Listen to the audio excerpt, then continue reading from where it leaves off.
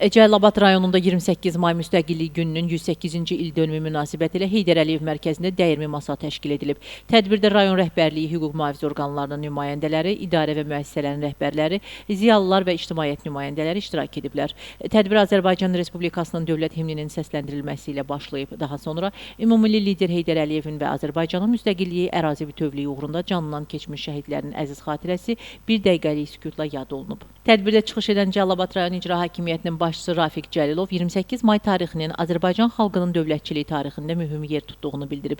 Qeyd olunub ki, 1918-ci ildə yaradılan Azərbaycan Xalq Cümhuriyyəti şərqdə ilk demokratik respublika kimi tarixə düşərək xalqımızın azadlıq və müstəqillik arzularını gerçəkləşdirib. Vurğulanıb ki, bugün Prezident İlham Əliyevin rəhbərliyi ilə Azərbaycan daha da güclənir, ölkəmizin beynəlxalq nüfuzu artır və əldə olunan uğurlar müstəqilliyimizin möhkəm təməl üzərində qurulduğunu göstərir. Tədbirdə həmçinin müstəqillik gününə həsr olunmuş videoçarx nümayiş etdirilib. Çıxış edənlər 28 mayın xalqımızın qürur və şərəf günü olduğunu bildirərək müstəqilliyimizin əbədi və dönməz olduğunu qeyd ediblər. Könül Kazımova, Yusif Şahbazov, İlqar Mustafayev bugün informasiya proqramı üçün.